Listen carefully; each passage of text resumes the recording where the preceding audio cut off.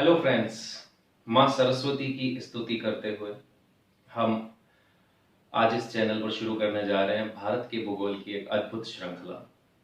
मैं अंकित सोलंकी आप सभी का अपने इस YouTube चैनल एनहेंस ज्योग्राफी पर हार्दिक अभिनंदन करता हूँ।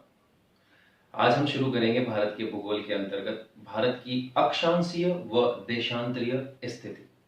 अक्षांशीय और देशांतरीय स्थिति को पढ़ने के लिए हमें पहले पढ़ना होगा अक्षांश व देशांतर। हमें अक्षांश और देशांतरों की आवश्यकता क्यों पड़ी? अक्षांश और देशांतर जो होती है वह आप कह सकते हैं कि ग्लोब पर किसी भी पर्टिकुलर एक स्थान का पता लगाने के लिए उसका एड्रेस है, पता आइडेंटिफाई करने के लिए। तो जैसे आपके पास अगर किसी भी स्थान का अक्षांश और देशांतरीय विस्तार है तो आप उसे आसानी से ग्लोब पर ढूंढ सकते हैं कि वो जगह कहां पर है। तो इसी वजह से अक्षांश और देशांतरों की आवश्यकता पड़ी। और याद रखिएगा, अक्षांश और देशांतर दोनों ही रेखाएं काल्पनिक हैं, मानव के द्वारा निर्मित हैं। अतः मानव ने उसे अपने फायदे के लिए, अपने लाभ के लिए बनाया है। तो अक्षांश और देशांतरें पढ़ते हैं, और अक्षांश और देशांतरों में भी हम सबसे पहले शुरुआत किसकी करेंगे? अक्षांश रेखाओं की। तो देखिए, सबसे पहले हम शुरू करते हैं अक्षांश। किसे कहते हैं अक्षांश? जब हम ग्लोब देखते हैं तो ग्लोब के ऊपर हमें दो प्रकार की रेखाएं दिखती है। एक रेखा होती है आड़ी यानी लेटी हुई, और दूसरी रेखा होती है सीधी खड़ी रेखा। दो ही रेखाएं होती है और इन्हीं दोनों रेखाओं को कहा जाता है अक्षांश व देशांतर। हम एक रेखा यानी कि अक्षांश की बात कर रहे हैं पहले।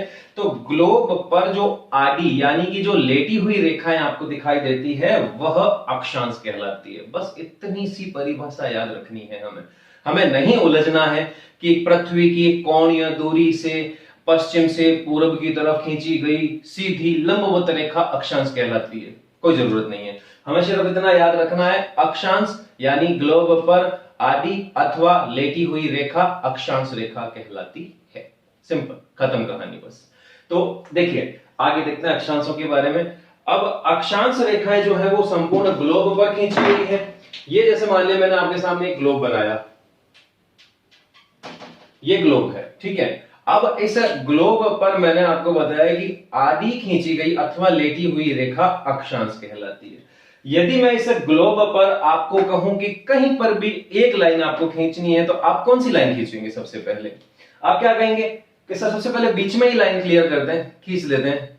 तो मैं भी वही करूंगा। सबसे पहले मैंने यहां पे लाइन जो बनाई वो कहां बनाई? एकदम बीच में बनाई, ठीक है। पहले हमारे पास ये क्या था? पूरा एक गोला था। ये क्या था? पहले एक गोला।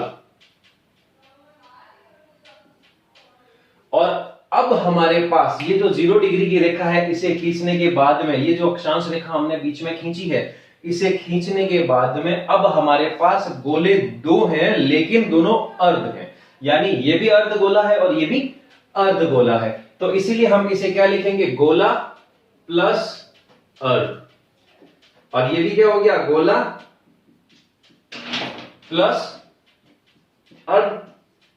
यानी अब हमारे पास दो गोले हैं, लेकिन दोनों ही कैसे? अर्ध हैं। देखिए, यहां पर जब इन दोनों के संधि विच्छेद करेंगे तो शब्द बनता है नया गोलार्ध, और यहां पर भी शब्द बनता है गोलार्ध। तो ऊपर जो गोलार्ध है इसे हम नाम देंगे उत्तर की दिशा के अनुसार उत्तरी गोलार्ध, और नीचे वाला जो गोला है इसे नाम देंगे हम दक्षिणी गोलार्ध, ठीक है। ये हो गया उत्तरी गोलार्ध क्योंकि इसकी दिशा उत्तर की तरफ है। ये हो गया दक्षिणी गोलार्ध क्योंकि इसकी दिशा नीचे दक्षिण की तरफ है। अब आगे देखिए, ये जो हमने पहली अक्षांश खींची, ये ना तो उत्तरी गोलार्ध में है ना दक्षिणी गोलार्ध में, क्योंकि इसने तो दोनों को डिवाइड किया है, यानी ये बीच में है। और बीच में है यानी कि ये बिल्कुल कॉमन रेखा है। उत्तरी गोलार्ध की भी कॉमन है और दक्षिणी गोलार्ध की भी कॉमन है। इसलिए हम इसे नाम देते हैं 0 डिग्री अक्षांश रेखा। 0 डिग्री अक्षांश रेखा हम इसे नाम देते हैं। आगे देखिए, जब ये 0 डिग्री की अक्षांश रेखा हमने खींच ली, इस अक्षांश रेखा ने हमारे ग्लोब को दो भागों में विभाजित कर दिया। एक किया उत्तरी गोलार्ध, दूसरा कर दिया दक्षिणी गोलार्ध। अब देखिए, ये जो अक्षांश रेखा खींची गई है 0 डिग्री वाली, इस 0 डिग्री की अक्षांश रेखा को हमने कहां खींचा है? इस गोले के ऊपर खींचा है। यानी कि जो भूभाग और समुद्री भाग है उस पर से होके हमने इसको खींचा है। तो इसीलिए इस रेखा को हम क्या नाम देंगे? भूमध्य रेखा,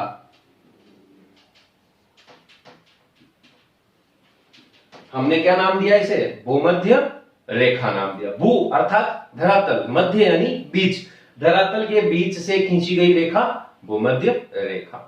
और इसी रेखा पर सूर्य की स्थिति साल में 2 बार लंबवत बनती है, 23 सितंबर और 21 मार्च। कब कब बनेगी?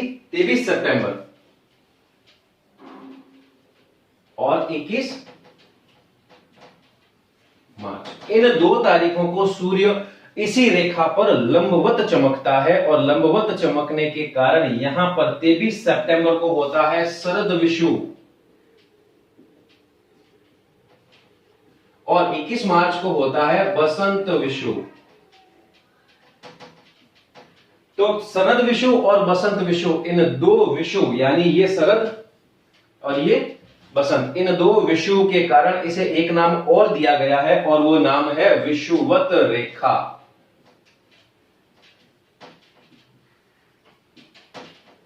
यानी शरद विषुव और बसंत विषुव के कारण इसे क्या नाम दिए गए हैं? विषुवत रेखा। भूमध्य यानी कि धरातल के लगभग मध्य से होकर गुजरने के कारण इसे नाम दिया गया है भूमध्य रेखा। ठीक है, अब देखिए कुल जो अक्षांशें होती है वे अक्षांशें कितनी होती है? 2 गोलार्ध है हमारे पास और 0 डिग्री से ऊपर की तरफ और 0 डिग्री से नीचे की तरफ। 0 डिग्री से ऊपर की तरफ जाओगे तो उत्तरी गोलार्ध कहलाएगा और 0 डिग्री से नीचे यानी कि दक्षिण की तरफ आएंगे आप तो कहलाएगा दक्षिणी गोलार्ध। 2 गोलार्ध है हमारे पास। अब देखिए 0 डिग्री से लेकर के ऊपर यानी कि यहां बीच वाले पॉइंट पर 90 डिग्री और यहां पर भी 90 डिग्री, यानी कि 0 डिग्री से 90 डिग्री उत्तरी गोलार्ध या उत्तरी अक्षांश, या इसमें देखेंगे तो 0 डिग्री से 90 डिग्री तक दक्षिण की तरफ जो खींची जाती है रेखाएं वो सभी अक्षांश कहलाएंगी। और 0 से 90 डिग्री तक जो खींचेंगे रेखाएं उसमें जो अंतराल रहेगा वो अंतराल होगा आपका 1 डिग्री का। अंतराल कितना रहेगा? 1 डिग्री का अंतराल रहेगा। 1 डिग्री का अंतराल कैसे होगा? देखिए 0 के बाद नेक्स्ट 1 डिग्री का अंतराल लेने के लिए हम इसके अंदर क्या करेंगे? 1 प्लस करेंगे, तो टोटल कितना हो गया? 1। नेक्स्ट आएगी 1 + 1 = 2, यानी क्रमानुसार हम अगर लिखेंगे तो वो 1 डिग्री का क्या हो जाएगा? अंतराल होगा। यानी कि 0 के बाद 1 2 3 4 5 इस प्रकार से लिखेंगे और इस तरह से लिखते हुए हम कहां तक खींचेंगे? 90 डिग्री उत्तर और 90 डिग्री ही दक्षिण में खींचेंगे। दोनों ही गोलार्धों में 90-90 डिग्री तक खींची जाएगी। देखिए इनका पैटर्न किस प्रकार से रहता है? इनका पैटर्न कुछ इस तरीके से रहेगा, 1 2 3 4 5 6 और नीचे भी कुछ इस प्रकार से रहेगी, 1 2 3 4 5 6 7 और इसी प्रकार से खींचते हुए हम कहां तक बढ़ेंगे? 90 डिग्री तक। और ऊपर भी इधर कहां तक आएंगे? 90 डिग्री तक आएंगे। तो दोनों गोलार्धों में 90-90 डिग्री तक खींची गई रेखाएं हैं। इसके बाद देखिए यहां एक रेखा बनती है जिसे कहा जाता है 23.5 डिग्री का व्रत। 23.5 डिग्री उत्तरी अक्षांश और यहां जो 23.5 डिग्री का व्रत बनेगा इसे कहेंगे हम 23.5 डिग्री दक्षिणी अक्षांश। यह है उत्तरी अक्षांश, यह है दक्षिणी अक्षांश। 23.5 डिग्री इधर भी है, 23.5 डिग्री इधर भी है, इसलिए हम इसके साथ में क्या लिखेंगे? दिशा। ऊपर वाली अक्षांशों के साथ में हम लिखेंगे उत्तरी अक्षांश और दक्षिण वाली अक्षांशों के साथ में हम लिखेंगे दक्षिणी अक्षांश। देखिए इस उत्तरी अक्षांश जो है, इस उत्तरी अक्षांश को हम नाम देते हैं कर्क रेखा। कर्क रेखा। वहीं 23.5 डिग्री जो दक्षिणी अक्षांश है इसे हम नाम देंगे मकर रेखा। वो कहलाती है कर्क रेखा, ये कहलाती है मकर रेखा। दोनों ही रेखाएं अलग अलग है। उत्तरी गोलार्ध में स्थित है कर्क रेखा और दक्षिणी गोलार्ध में स्थित है मकर रेखा। नेक्स्ट देखिए आप, नेक्स्ट इसमें आपको यहां पर एक सर्कल और बनता है जिसे कहा जाता है 66.5 डिग्री उत्तरी शीत व्रत और यहां जो नीचे बनेगा उसे कहेंगे 66.5 डिग्री दक्षिणी शीत व्रत। 66.5 डिग्री उत्तरी शीत व्रत और 66.5 डिग्री दक्षिणी शीत व्रत। ये जो 66.5 डिग्री उत्तरी शीत व्रत है, इसे हम नाम देते हैं आर्कटिक सर्किल, या हिंदी में लिखेंगे तो आर्कटिक व्रत, और इसे हम नाम देते हैं अंटार्कटिक व्रत।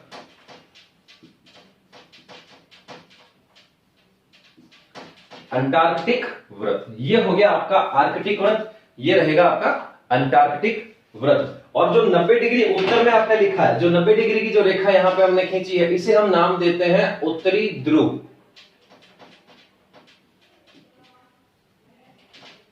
और इसे हम नाम देंगे दक्षिणी ध्रुव, यानी north pole, south pole, Arctic circle, उसके बाद ट्रॉपिक ऑफ कैंसर, उसके बाद इक्वेटर, उसके बाद tropic of Capricorn, then it will be Antarctic circle, और ये हो जाएगा आपका साउथ पोल। दक्षिणी ध्रुव, अंटार्कटिक व्रत, उसके बाद आएगा आपका मकर रेखा, फिर रहेगी आपकी भूमध्य अथवा विषुवत रेखा, उसके बाद आपकी आ जाएगी कर्क रेखा, कर्क के बाद आएगी आपकी ऊपर 66.5 डिग्री का उत्तरी शीत व्रत, अथवा इसे हम लिखते हैं आर्कटिक व्रत, और उसके ऊपर आ जाएगा आपका उत्तरी ध्रुव। तो ये कुछ रेखाएं हैं जो आपकी अक्षांश रेखाओं के बीच में पूछी जाती हैं। अब यहां पर कुछ छोटे छोटे सवाल और बनते हैं, जैसे कि आपसे पूछा जा सकता है कि दो अक्षांश रेखाओं के मध्य का जो अंतराल है, या जो मध्य का स्थान है, वह क्या कहलाता है। तो दो अक्षांश रेखाओं के बीच का जो स्थान है वो कहलाता है कटिबंध। ये क्या कहलाता है? कटिबंध कहलाता है। वहीं साथ ही दो अक्षांश रेखाओं के बीच का जो अंतराल है वह होता है 111 किलोमीटर। 111 किलोमीटर, और ये 111 किलोमीटर जो डिस्टेंस है वह सिर्फ और सिर्फ भूमध्य रेखा पर ही हमें मिलता है। शार्प 111 किलोमीटर कहां मिलेगा हमें? भूमध्य रेखा पर मिलेगा। इस भूमध्य रेखा से उत्तर में ध्रुवों की ओर जाएंगे तो आपको पता है पृथ्वी का आकार किस प्रकार का है? गोलाकार है, जिसे लघ्वक्ष आकार कहते हैं, या आप कह सकते हैं कि मौसमी की तरह आकार है, संतरे के जैसा आकार है। तो आप देखिए कि भूमध्य रेखा से ध्रुवों की ओर जाने पर ये जो दूरी है ये क्या होती है? कम होती है, अथवा आप लिख सकते हैं कि यह दूरी घटती है। कम होती है अथवा घटती है। वहीं नीचे की तरफ भी आएंगे ध्रुवों की ओर तो ये दूरी क्या होगी?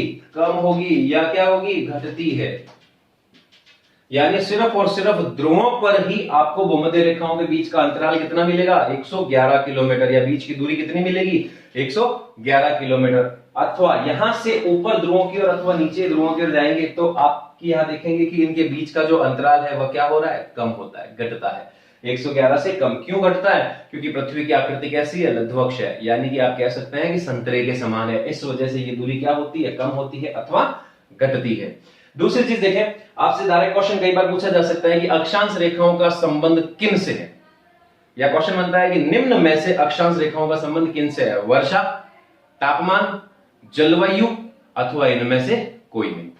तो देखिए वर्षा और तापमान तो दोनों ही जलवायु के ही फैक्ट्स हैं, तो इसका मतलब अक्षांश से किसको प्रभावित करती है? जलवायु को प्रभावित करती है। अक्षांश किसको प्रभावित करती है? जलवायु को प्रभावित करती है। यानी कि इन्हीं अक्षांशों के मध्य में स्थित जितने भी देश हैं वो सारे देश जो उच्च अक्षांशों में स्थित है वहां शीत जलवायु मिलती है, जो निम्न अक्षांशों में स्थित है उनमें उष्ण जलवायु मिलती है, और जो ना उच्च में है ना निम्न में है, मध्यवर्ती भाग में है, वहां जलवायु मिलती है उप उष्ण, शीतोष्ण अथवा उपोष्ण। ये तीन प्रकार की, तीनों ही एक ही है, कोई अलग अलग नहीं, चाहे उपोष्ण लिखिए, चाहे उपोष्ण लिखिए, चाहे शीतोष्ण लिखिए। तो ये मिलती है बीच वाले अक्षांशों में। ठीक है, आगे देखें अब जलवायु कैसे प्रभावित करती है। तो हमारा जो सूर्य, जैसे मैंने आपको अभी यहां बताया था, सूर्य की स्थिति लंबवत 23 सितंबर और 21 मार्च को कहां रहती है? भूमध्य रेखा पर रहती है। इन 23 सितंबर, ये 23 सितंबर, और ये आपका आ गया 21 मार्च। कर्क रेखा पर सूर्य चमकता है 21 जून को, जबकि मकर रेखा पर जो सूर्य चमकता है वो चमकता है 22 दिसंबर को। यानी कि 21 जून को सूर्य कर्क रेखा पर रहता है, उसके बाद यहां आता है भूमध्य पे, फिर आता है मकर पे, फिर आता है वापस भूमध्य पर, फिर वापस कहां चला जाता है? मकर रेखा पर। यानी आपने एक चीज देखी होगी कि सूर्य की जो रोटेशन है वो सिर्फ इन्हीं तीन रेखाओं के मध्य में हो रहा है। कर्क से भूमध्य, भूमध्य से मकर, मकर से वापस भूमध्य, भूमध्य से वापस कर्क रेखा पर। यानी सूर्य ना तो इस रेखा से कभी ऊपर जाएगा, ना इस रेखा से कभी नीचे आता है, बस इन्हीं तीन रेखाओं के बीच में सूर्य का मूवमेंट चलता है, जिसे कहते हैं सूर्य की गतियां। अब देखिए 21 जून से 23 सितंबर यानी 3 महीने में सूर्य एक रेखा से इस कर्क से भूमध्य पे आ गया। सितंबर से दिसंबर 3 महीने फिर लिए उसने, वो मकर पे आ गया, और इसी मकर से वापस भूमध्य पे आने में उसने कितने लिए, 3 महीने लिए। देखिए दिसंबर से मार्च, जनवरी, फरवरी और मार्च। इस मार्च के बाद में वो वापस जब कर्क पे पहुंचता है तो मार्च के बाद अप्रैल, मई और जून, फिर से 3 महीने, यानी कि उसने यहां से नीचे आने में लिए 3 माह, यहां से आने में भी लिए 3 माह, यहां से आने में भी लिए 3 माह, और यहां से ऊपर जाने में भी लिए 3 माह। यानी देखिए टोटल होता है 12, 3 + 3 + 3 + 3, 3 + 3 6 + 3 9 + 3 12, यानी 12 महीने में सूर्य अपना रोटेशन पूरा करता है। और साल में महीने कितने होते हैं, 12, ना 11 ना 13। इन्हीं कारणों से साल में महीने कितने किए जाते हैं, 12 होते हैं। और आगे देखिए ऋतुएं, क्योंकि जैसा कि जलवायु है तो जलवायु के जो तत्व हैं उन तत्वों के अंतर्गत ऋतुएं पढ़ी जाती है। जो ऋतुएं होती है वो ऋतुएं कितने प्रकार की होती है, 3 प्रकार की, और 3 प्रकार की ऋतुएं 4 महीने में विभाजित होती है। प्रत्येक ऋतु जो है वो 4 महीने की होती है, यानी कि 4 महीने की एक ऋतु, तो 3 महीनों में समय कितना लगा, 12 महीने। 3 ऋतुएं इंटू 4 माह बराबर 12 महीने। तो इसीलिए साल के महीने भी 12 होते हैं, और 12 महीनों में ऋतुओं को भी कितने भाग में बांटा गया है, 4 माह में एक, और 4 माह में एक ऋतु होती है, तो 3 ऋतुओं का तो टोटल काल होता है वो रह जाता है 12 महीनों का। तो इस प्रकार से हमारी जो अक्षांश रेखाएं हैं वो किसे प्रभावित करती हैं, अक्षांश रेखाएं प्रभावित करती है जलवायु को। अब इन्हीं अक्षांशों के आधार पर हम बात करेंगे भारत की अक्षांशीय स्थिति के बारे में। देखिए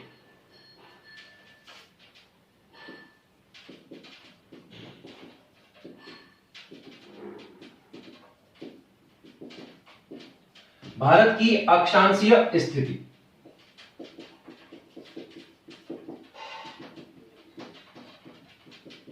भारत का अक्षांशीय विस्तार, भारत का अक्षांशीय विस्तार कितना है, भारत का अक्षांशीय विस्तार, और अक्षांशीय विस्तार भी हम अभी किसकी बात करेंगे, मुख्य भूमि की।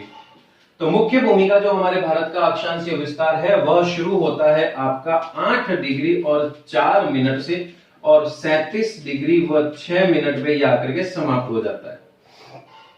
8 डिग्री 4 मिनट से 37 डिग्री 6 मिनट। अब देखिए ये जो 6 मिनट लिखा मैंने, ये दोनों ही रेखाएं हैं उत्तरी अक्षांश, दोनों ही क्या है, उत्तरी अक्षांश। उत्तरी अक्षांश यानी कि दोनों ही किस गोलार्ध की हैं, उत्तरी गोलार्ध की है। यानी कि भारत की जो अक्षांशीय स्थिति है, ये अक्षांशीय स्थिति वह किस गोलार्ध में पड़ती है, यह है उत्तरी गोलार्ध में। यानी कि अक्षांशों की स्थिति के आधार पर जो हमारा भारत है वह किस गोलार्ध में स्थित है, उत्तरी गोलार्ध में स्थित है। आगे देखें, इसके बाद नेक्स्ट देखें तो 8 डिग्री 4 मिनट और 37 डिग्री 6 मिनट, यदि मैं इन दोनों को ही यहां ग्लोब पर अगर मेंशन करूं तो आप देखेंगे कि ये यहां से जैसे मान लीजिए 8 डिग्री की रेखा है ना, पहले 8 डिग्री 4 मिनट और 37 डिग्री 6 मिनट, तो ये 8 डिग्री की रेखा, जैसे मान लीजिए मैंने यहाँ पे ये 8 डिग्री की रेखा खींची, 8 डिग्री 4 मिनट, और ये यहाँ पे मैंने लिया 37 डिग्री और 6 मिनट, 37 डिग्री 6 मिनट, ठीक है।